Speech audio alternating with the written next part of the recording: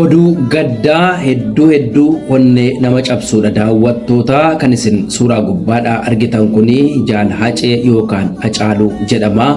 Baatii darbe keessa Wallagga Bahaa aanaa Diggaatti waajjira poolisiitti dhaqee waboo keessaa bahuun harka kennatee gara mootummaatti gale.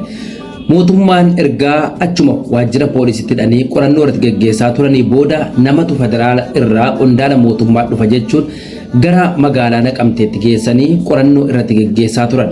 Ergaa qorannoo guyyaa 2 irratti geggeessanii booda poolisoonni fuudhanii gara innitti harka kennatee aanaa Diggaatti akka deebi'u ajajan.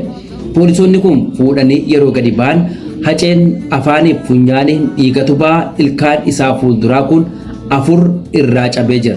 Miidhaa guddaaf saaxilamee ture.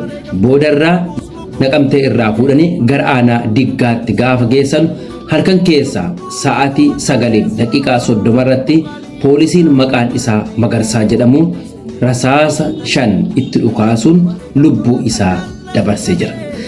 Seenaan gaddisiisaan as keessatti jiru Haceen haadha isaatiif ilmoo dhiiraa tokko qofa. Haati isaa durba 3 dhiira tokko abbaa malee guddifte. Haati Hacee kunillee sababa ilmoosee uffanniftee ufajjeefte. Ijoon dubbii isaa akkas ture.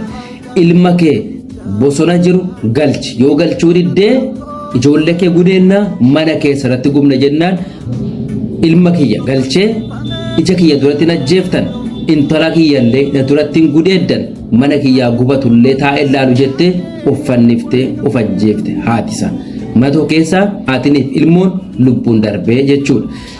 Gara ijoo dubbii kiyyaatti gaafan deebi'u poolisiin Magarsaa jedhamu kuni rasaasa kana gaafatti naqee lubbuu isaa dabarsu namoonni poolisoonni lafa sana keessa turan maaliif akkas gootennan qajeelfamatu gubbaa irraa bilbilaan natti darbee kan jedhu jalatti dubbachuusaa odeeffannee jira. Egaa mirgi booji'amaa tokko eegamuu qaba. Waboon illee gaafa waraana mootummaa qabu siyaasa isaa barsiise geggeessaa ture. Mootummaan illee mirga booji'amaa eeguu qaba.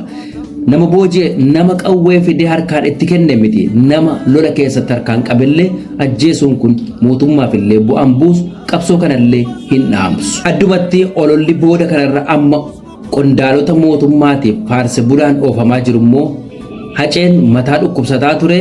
Waajjira poolisiitti ofiin of ajjeesee kan jedhutu ololli kijibaa geggeeffamaa jira.